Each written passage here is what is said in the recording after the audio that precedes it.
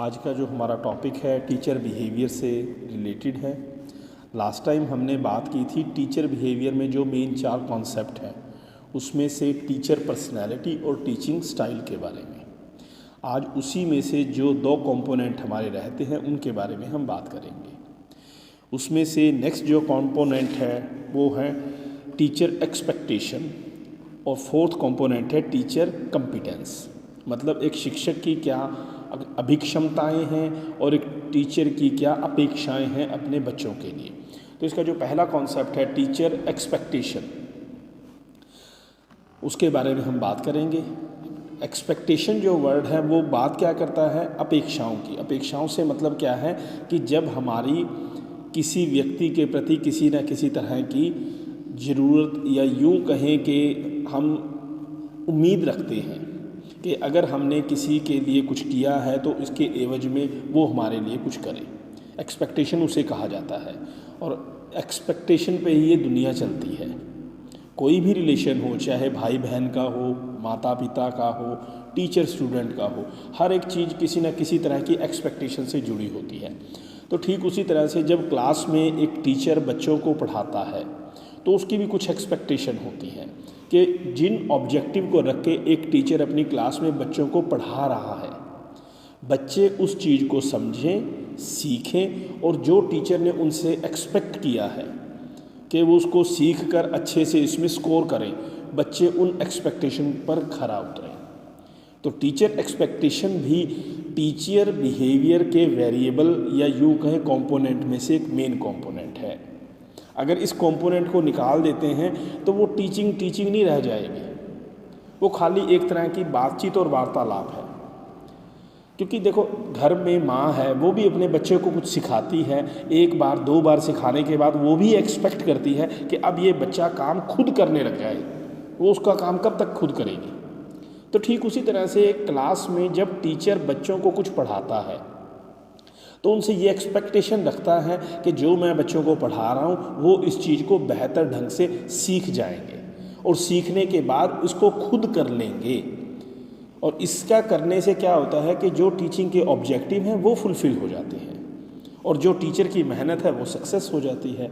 तो teacher expectation भी अपने आप में एक मेन कंपोनेंट है।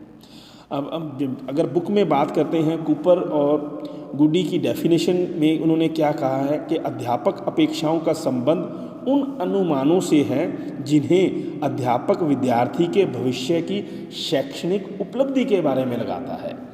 अब एक्सपेक्टेशन को आपने, अगर आप एक टीचर हैं तो आप इस बात को समझ जाएं, एक्सपेक्टेशन से मतलब क्या है, विद्यार्थी की शैक्षणिक उपलब्धियों से, ना कि आपकी किसी तरह की पर्सनल नीड से। कई बार कुछ व्यक्ति किसी भी तरह के सोच का व्यक्ति हो सकता है, इसके किसी तरह के अलग मतलब भी ले जा सकते हैं। तो यहाँ पर टीचर का जो अपना प्रोफेशन है, क्योंकि ये जो 4 कंपोनेंट की बात आई है ना, अगर एक आप अच्छे टीचर बनना चाहते हैं तो उसको टीचर बिहेवियर के 4 कंपोनेंट आपको बेहतर ढंग से पता होने चाहिए। Not for only the 4 marks of this question or 16 marks of this question, because for you are better a good teacher. आपके अपने एक अच्छे शिक्षक बनने के लिए आपको इनका पता होना चाहिए। तो एक्सपेक्टेशन से मतलब क्या है, बच्चे की शैक्षणिक उपलब्धियों के संबंध में अध्यापक के द्वारा लगाए जाने वाला अनुमान, जिसको मान के ये टीचर सोचता है कि हाँ, ये बच्चे इस काम को बेहतर ढंग से कर लेंगे। और इस बात को ध्यान रखो, क्लास में जितने स्टूडेंट हैं, टीचर की हर एक स्टूडेंट के लिए अलग एक्सपेक्टेशन होती है। ऐसा नहीं है कि सभी से ये उम्मीद रख के चलेगा कि सभी बच्चे 100 में से 100 नंबर लेके आएंगे। नहीं, हर बच्चे के सीखने की अपनी योग्यता है, बच्चे का अपनी मानसिक बुद्धि लब्धि है। तो हर एक बच्चे के लिए हर एक टीचर के जो दृष्टिकोण है वो एक समान होता है, पर उनकी एक्सपेक्टेशन हर बच्चे के लिए अलग होती है। तो अपनी एक्सपेक्टेशन क्या है, बच्चों की शैक्षिक उपलब्धि के विषय में। उसके बाद उन्होंने क्या कहा है, अध्यापक उनकी विद्यमान अपेक्षाओं के आधार पर विद्यार्थी के लिए अनुक्रिया करते हैं। अब यहाँ पर उन्होंने इस लाइन में बात क्लियर कर दी कि अध्यापक विद्यार्थी की जो अपेक्षाएं हैं उनकी योग्यताएं हैं, उनके आधार पर ही विद्यार्थी से अपेक्षाएं करते हैं। एक ऐसा विद्यार्थी जो पढ़ने में थोड़ा कमज़ोर है, टीचर उससे ये कभी एक्सपेक्ट नहीं करेगा कि ये 100 में से 100 नंबर लेके आए। उसकी योग्यता के अनुसार टीचर उससे उतना ही एक्सपेक्ट करेगा कि जितना वो है उसके बेहतर स्तर को वो प्राप्त करे, उस चीज़ को बेहतर ढंग से सीख ले। जो बच्चा अच्छा है उससे उस तरह की एक्सपेक्टेशन की जाएगी। तो एक्सपेक्टेशन क्या है? विद्यार्थी के प्रति अध्यापक के लगाए गए वो अनुमान जिन पर विद्यार्थी खरा उतरने का प्रयास करते हैं। और नेक्स्ट में ये बात कहते हैं कि विद्यार्थी के निष्पादन में उन परिवर्तनों के लिए जो अध्यापक की बजाय स्रोतों के कारण होते हैं। अब यहाँ पर ये बात कहने की कोशिश करते हैं कि उन निष्पादन की तरफ मत ध्यान लगाया जाए जो बच्चों के स्रोतों की तरफ से है। तो ओवरऑल जो कॉन्सेप्ट्स निकल के आता है उसका कहने का मतलब यही है कि विदाउट एक्सपेक्टेशन टीचर क्लास में नहीं पढ़ाता। जब भी आप इसको अपने ऊपर भी इम्प्लीमेंट करके देख सकते हो, आप कभी भी कोई काम करते हो, आप अपने खुद के लिए भी कोई काम करते हो, तो आप भी अपने आप से एक्सपेक्ट करते हो कि अब मैंने ये काम कर लिया, ये मैं इतने अच्छे से करूँ कि दोबारा ना करना पड़े। तो वो क्या है, आपकी जब खुद के लिए एक्सपेक्टेशन है, तो जब सामने वाला आपको कुछ पढ़ाएगा तो उसकी एक्सपेक्टेशन भी जायज़ है, ज़रूरी है। Without expectation nothing is in this world, कुछ भी नहीं है। तो ये एक कॉन्सेप्ट था, 4 मार्क्स के लिए अच्छा कॉन्सेप्ट है, इसको आप कर सकते हैं। नेक्स्ट हम बात करते हैं टीचर कॉम्पिटेंस के बारे में। टीचर कॉम्पिटेंस, जैसे हमने 4 कॉन्सेप्ट की बात की है, उसी तरह से ये मिलकर पूरे इस कॉन्सेप्ट को क्लियर करते हैं कि टीचर बिहेवियर में ये चारों कॉन्सेप्ट मिलकर एक टीचर बिहेवियर के एस्पेक्ट को पूरा करते हैं। तो ठीक उसी तरह से जो टीचर कॉम्पिटेंस है वो भी अपने आप में एक अहम कॉन्सेप्ट है। स्कॉटलैंड की एक जर्नल टीचिंग काउंसिल के अनुसार इन बातों को रखा गया कि एक टीचर की क्या क्या अभिक्षमताएँ होनी चाहिए। ये भी कॉन्सेप्ट आप सभी के लिए बहुत इम्पोर्टेंट है। अब इसके लिए अभिक्षमताओं से, अब सिंपल सी बात क्या है कि मान लो कोई व्यक्ति, किसी बच्चे ने या व्यक्ति ने टीचिंग बीएड नहीं की हुई पर वो पढ़ाता बहुत अच्छा है, हो सकता है, कोई ज़रूरी नहीं है कि बीएड करने के बाद ही एक आप अच्छे से पढ़ा सकते हो। कईयों के घर का एनवायरनमेंट अच्छा होता है, परिस्थितियाँ अच्छी होती हैं जिसमें उनको देखने के लिए ऐसा मिलता है, या किसी को अपनी बात दूसरे के सामने रखने का बहुत एक सलीका ढंग होता है।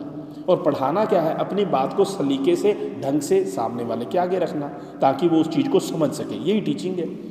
और जब हम बात करते हैं टीचर कॉम्पिटेंस की, तो इसमें एक टीचर को सिर्फ अपने सब्जेक्ट की नॉलेज ही नहीं होनी चाहिए, जो एजुकेशन है एट दैट टाइम उस एजुकेशन की नॉलेज भी होनी चाहिए, जो अपनी स्किल है उसकी स्किल की भी नॉलेज होनी चाहिए। और तीसरा, जो उसकी अपनी रिस्पॉन्सिबिलिटीज़ हैं, रिस्पॉन्सिबिलिटी के साथ साथ उसको कौन कौन सी जिम्मेवारियां दी गई हैं उनका भी पता होना चाहिए। तो इसमें जो स्कॉटलैंड की टीचर जनरल काउंसिल थी, उन्होंने इसमें 3 मेन एस्पेक्ट रखे जिसको हम टीचर कॉम्पिटेंस में लेके चलते हैं।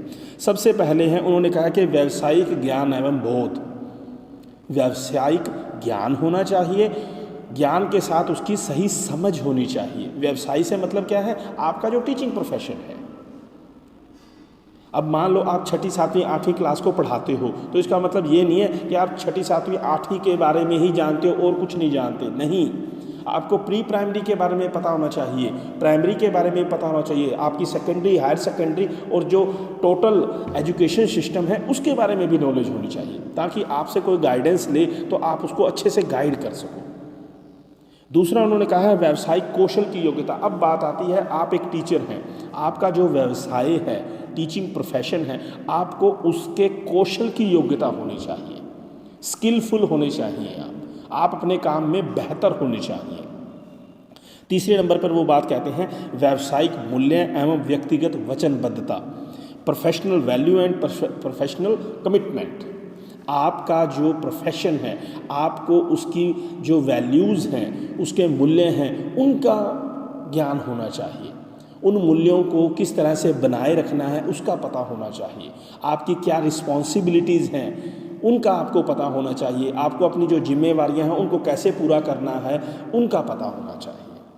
तो इसमें अगर हम तीनों पॉइंट्स को थोड़ा ब्रीफ में और अच्छे से करने की कोशिश करें तो सबसे पहले है व्यावसायिक ज्ञान एवं बोध। तो व्यावसायिक ज्ञान में अगर हम बात करते हैं तो एक टीचर को प्री प्राइमरी, प्राइमरी, सेकेंडरी, इन सब के जो स्ट्रक्चर ऑफ एजुकेशन है हमारा, जैसे 1986 की पॉलिसी में बात करते हैं 10+2+3 का फॉर्मूला है, और जो अब नई एजुकेशन पॉलिसी आएगी उसमें 5+3+3 का न्यू एजुकेशन पॉलिसी में इम्प्लीमेंट होने जा रहा है। तो आपको उन सब की नॉलेज होनी चाहिए कि प्री प्राइमरी में कौन कौन सी क्लासें ऐड होती हैं, प्राइमरी में कौन सी हैं, फिर बच्चा किस समय क्लास में ऐड होना चाहिए, दाखिल होना चाहिए, कितने साल का बच्चा +2 करके डिग्री की तरफ मूव करता है। तो इसकी आपको ओवरऑल नॉलेज हो, इसलिए कि आप जो आपका काम है उसका आपको एडी से चोटी तक पूरी नॉलेज होनी बेहतर है, ज़रूरी है। दूसरे कहते हैं कि आपको पाठ्यक्रम की प्रकृति के बारे में पता होना चाहिए, जो करिकुलम है वो क्यों है, उसके पीछे क्या ऑब्जेक्टिव रखे गए हैं, हम बच्चों को जो पढ़ाने जा रहे हैं उसके पीछे क्या ऑब्जेक्टिव है, हमारी जो एजुकेशन की नेचर है वो कैसी रखी गई है, करिकुलम में किस किस तरह के मेथड रखे गए हैं, उनके पीछे वजह क्या है, बच्चे करके सीखते हैं, किस वे से उनको बेटर वे से सिखाया जा सकता है, इसके बारे में आपको पता होना चाहिए। नेक्स्ट आते हैं जिन स्कूलों में अध्यापक पढ़ाते हैं उनका विस्तृत क्रिया के बारे में पता होना चाहिए। मतलब आप जिस स्कूल में पढ़ा रहे हो आपको उस स्कूल की वर्किंग नॉलेज होनी चाहिए कि क्या काम होता है। हर एक स्कूल की मैनेजमेंट है, हर एक स्कूल का अपना एक अलग से प्रोसेस है, किसी में CBSE बोर्ड है, किसी में हरियाणा बोर्ड है, किसी में दूसरा बोर्ड है। तो आपको उनकी भी नॉलेज होनी चाहिए कि हम जिस बोर्ड के अंडर काम कर रहे हैं उनके क्या नॉर्म्स हैं, हमें उनके किन नॉर्म्स को फॉलो करना है जिससे हम अपने काम को पूरा कर सकें। नेक्स्ट ये बात करता है व्यावसायिक कौशल एवं योग्यताएं।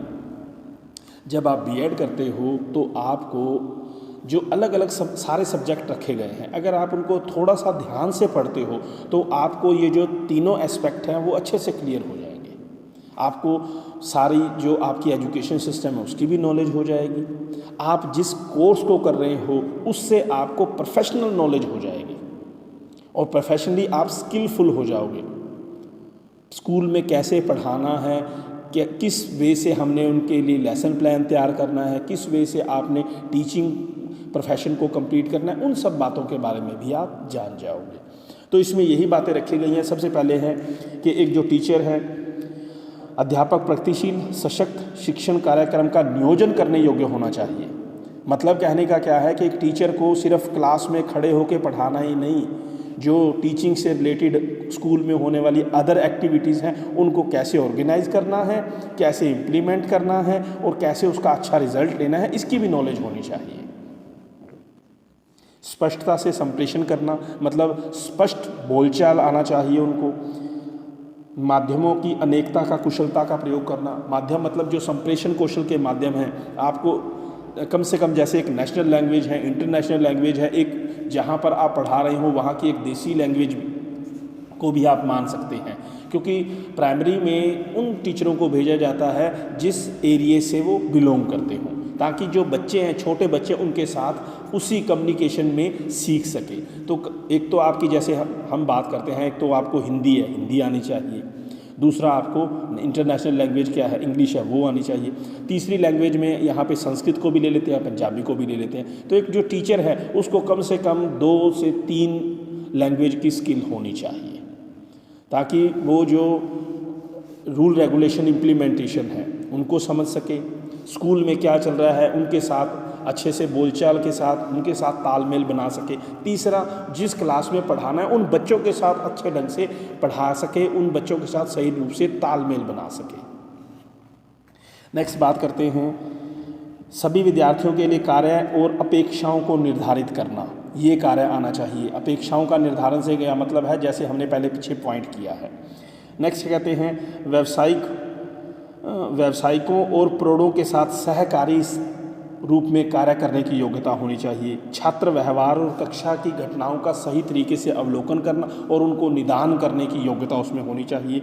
शिक्षण की मूल्यांकन, जांच करना, रिकॉर्डिंग करना, उनके मूल्यांकन के परिणामों को तैयार करके इम्प्लीमेंट करना, इस तरह की टीचर को नॉलेज होनी चाहिए, जो कि कंप्लीट प्रोफेशनल नॉलेज में आ जाता है। कहने का मतलब ये है कि टीचर को अपनी क्लास ऑर्गेनाइजेशन से लेके पढ़ाना, पढ़ाने के बाद इवैल्यूएशन करना, इवैल्यूएशन करने के बाद उनको ग्रेडिंग देना, ये सारा एक कंप्लीट प्रोसेस पता होना चाहिए, तभी वो अपने आप में स्किलफुल हो सकते हैं।